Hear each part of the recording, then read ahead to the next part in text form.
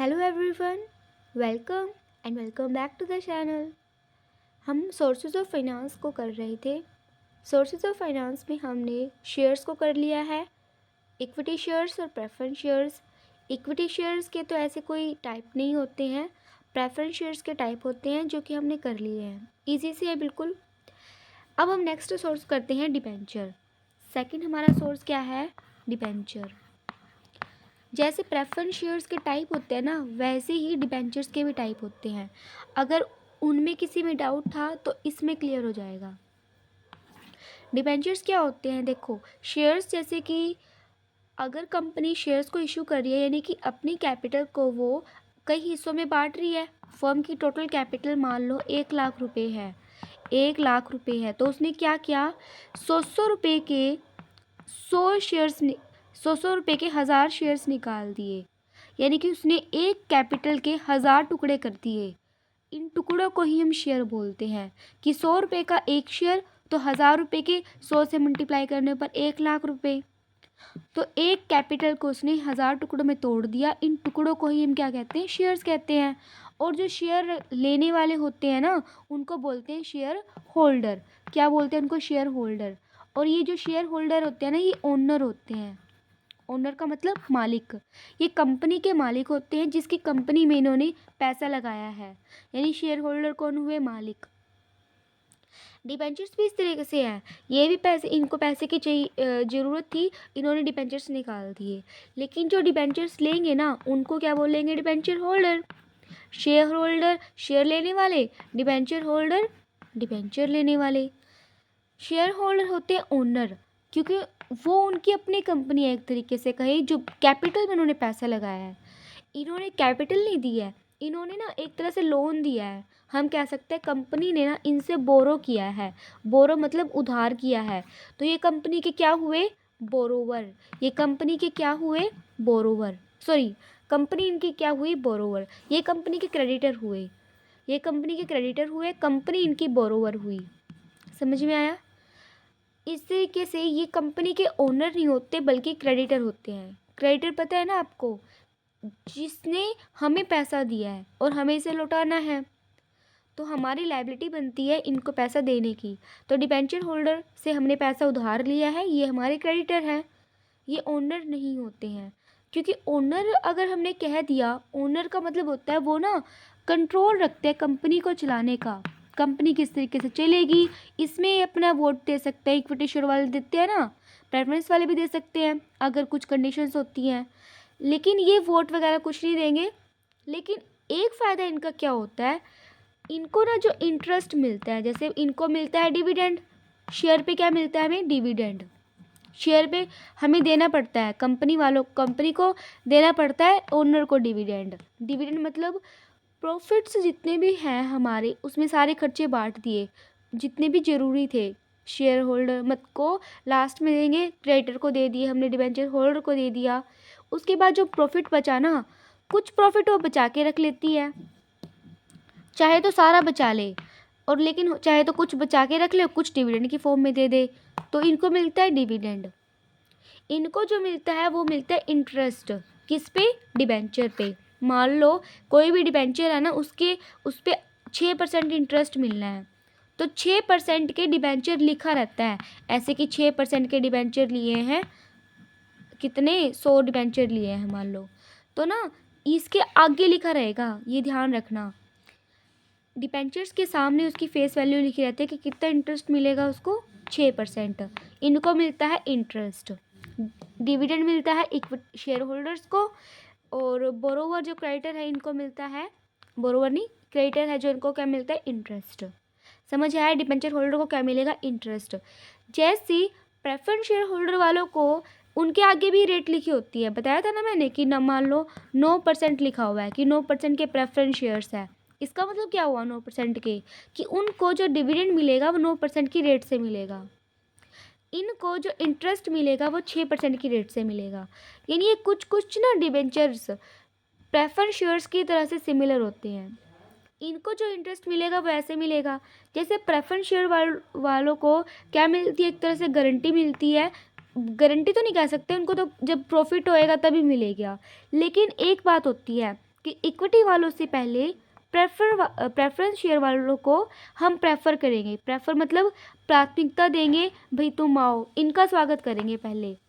उसी तरीके से जो इनको इंटरेस्ट मिलता है ना, इनको तो एक तरीके से गारंटी है, इनको क्या है, एक तरीके से गारंटी है। गारंटी के मतलब तुम्हें तो मिलेगा ही मिलेगा। अभी गारंटी लेने के लिए ट्रस्ट, एक ट्रस्ट भी बनती है, डिबेंचर होल्डर के लिए ट्रस्ट भी बनती है। वो ट्रस्ट भी दे सकती है कि कंपनी पे कहती है भी मुझे विश्वास है, मेरे नाम जानता हूँ कंपनी के ओनर्स को, तुम्हें मिल जाएगा। तो यानी जो हमारे जिनसे हमने उधार लिया है ना, उनको तो हमें चुकाना ही चुकाना पड़ता है। जैसे आपने अकाउंट्स में एक चीज़ पढ़ी होगी, चार्ज एंड एप्रोप्रिएशन, पढ़ा है ना, चार्ज एंड एप्रोप्रिएशन। मैंने अकाउंट्स की भी वीडियो समझाई हुई है, आप वो भी देखें जाके, हमने उसमें बहुत चीज़ें करी हुई हैं। तो चार्ज और एप्रोप्रिएशन क्या होता है, पार्टनरशिप में पढ़ते हैं। चार्ज होते हैं ऐसी बातें जो कि देना ही देना पड़ता है नेट प्रॉफिट निकालने के लिए, और फिर जो नेट प्रॉफिट निकलता है वो बटता है पार्टनर्स में, उसको बोलते हैं एप्रोप्रिएशन। उसी तरीके से ये हुए मालिक, ये हुए जिन्होंने उधार दिया हुआ है, इनको मिलेगा देखो मालिक है, मालिक तो अपना पैसा जितना बचेगा सारा इसका ही है, थोड़ा बचा तो इसका, नहीं बचा तो इसका लॉस, ज़्यादा बच गया तो इसका प्रॉफिट। लेकिन बाहर वालों को तो एक फिक्स रेट पर, यानी इनका जो इंटरेस्ट है वो फिक्स्ड रेट पर है, उनको देना ही देना पड़ता है, देना ही देना पड़ता है, इसीलिए इसको चार्ज बोलते हैं। और ये देना ही देना पड़ेगा, ये जो इंटरेस्ट मिलेगा डिबेंचर्स को, इनको देना ही देना पड़ेगा। समझ में आया? इस तरीके से हमने थोड़ा सा पिछला भी रिवाइज कर लिया।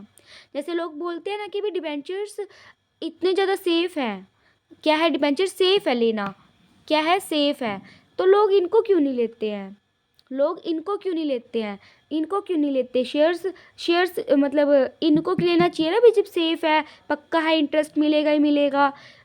फिर लोग शेयर क्यों, देखो शेयर में ना मिलता है कंट्रोल, वो शेयर लेकर शेयर होल्डर बन जाते हैं, अपना हुक्म चलाते हैं, शेयर कंपनी को चलाने में अपनी बोल सकते हैं, अपनी बात रख सकते हैं। लेकिन ये ऐसा कुछ नहीं कर सकते, ये है बाहर के बंदे, इनको इंटरेस्ट मिल रहा है, चुपचाप ये काम अपना चलते रहेंगे, इनको चाहिए सिर्फ इंटरेस्ट, इनको चाहिए कंपनी चलाना, इस करके।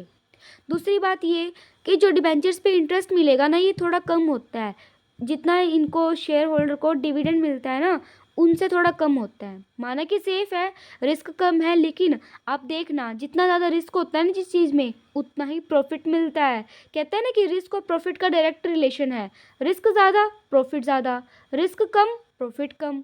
इसी तरीके से इनमें रिस्क नहीं होता, डिबेंचर्स में रिस्क नहीं होता, इसीलिए इनको रेट ऑफ इंटरेस्ट भी कम मिलता है।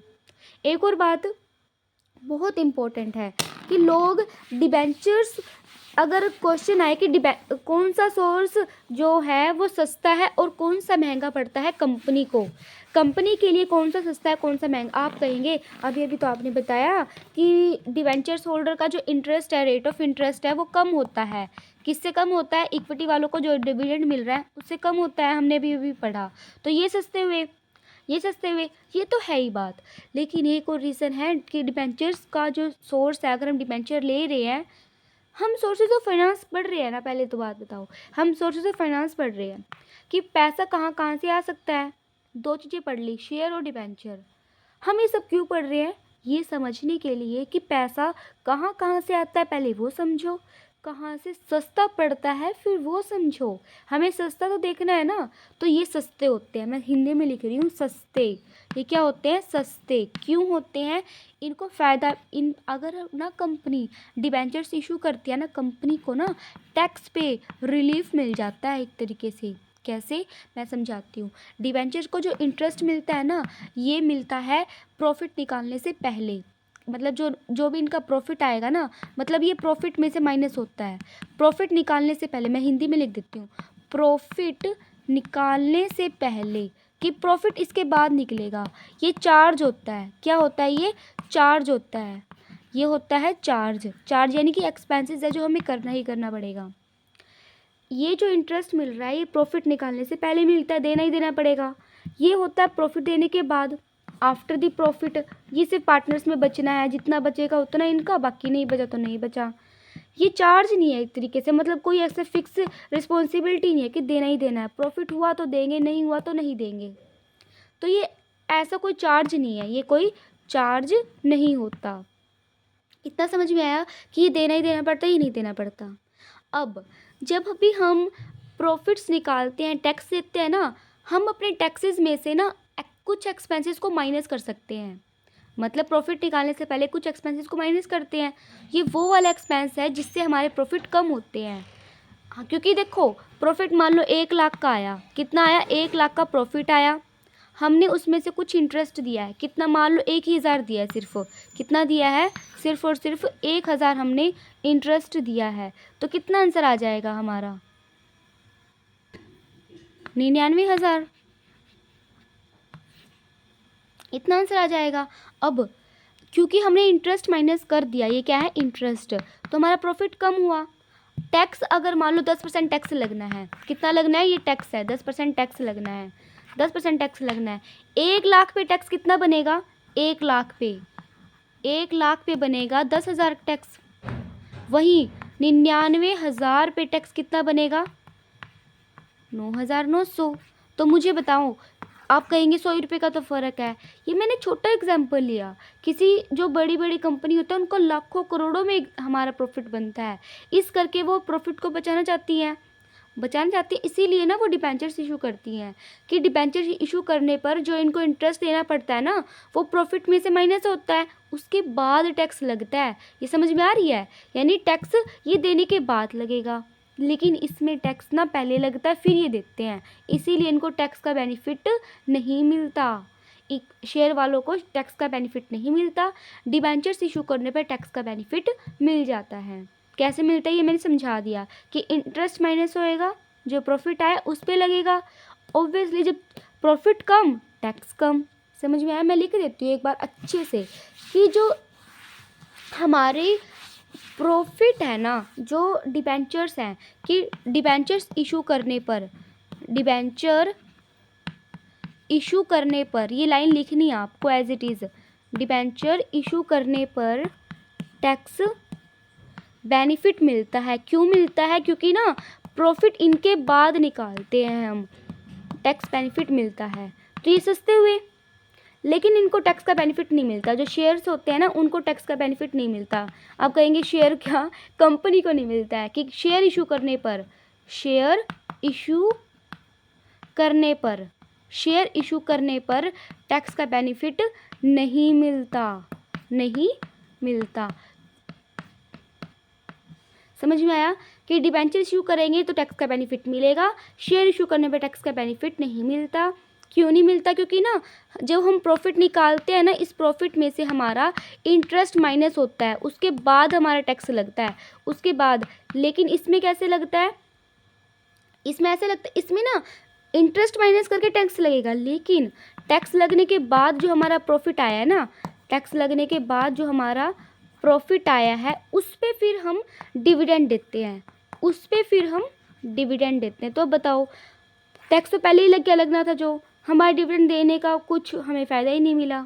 इसलिए ये छोटी सी बात है लेकिन बहुत इंपॉर्टेंट है, इसलिए मैंने इस पर इतना टाइम लगाया समझाने में कि डिवेंचर्स वालों को सस्ते होते हैं क्योंकि इनको इशू करने पर टैक्स का बेनिफिट मिलता है, लेकिन शेयर इशू करने पर टैक्स का बेनिफिट नहीं मिलता।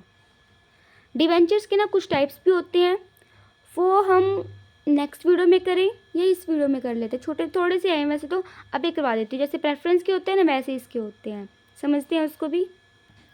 क्या कर रहे हैं हम, डिबेंचर्स के टाइप्स। सबसे पहले हमारा टाइप होता है कन्वर्टेबल, जैसे प्रेफरेंस में होता है ना कन्वर्टेबल और नॉन कन्वर्टेबल, वैसे कन्वर्टेबल और नॉन कन्वर्टेबल।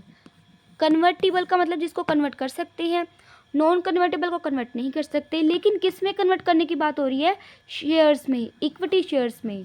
किस में, इक्विटी शेयर्स में। तो कन्वर्टेबल वाले को कन्वर्ट कर सकते हैं, इनको नहीं कर सकते। अब मुझे बताएं, क्या शेयर होने में फ़ायदा होता है या डिबेंचर्स होने में? अगर हम लेने वालों की पॉइंट ऑफ व्यू से भी समझे तो भी फ़ायदा इनका हो सकता है, क्योंकि इनको सेफर साइड होते हैं, ये मिलेगा ही मिलेगा। लेकिन अगर वो रिस्की है ना थोड़े, वो सोचेंगे नहीं शेयर्स लूँगा, भले ही फिक्स ना हो, लेकिन जब मिलेगा ना छप्पड़ फाड़ के मिलेगा। जितना भी प्रॉफिट होता है वो सारा इक्विटी शेयर होल्डर्स वालों का होता है, इस करके रिस्की इंसान ये लेगा, जो रिस्क से बचना चाहता है ना वो शेयर्स नहीं लेता, वो डिबेंचर्स लेता है। उसके बाद हमारे दूसरे क्या होते हैं, मैंने कहा डिबेंचर्स को ना एक ट्रस्ट वगैरह बनाई जाती है ताकि इनका जो इंटरेस्ट है वो पक्का मिले ही मिले।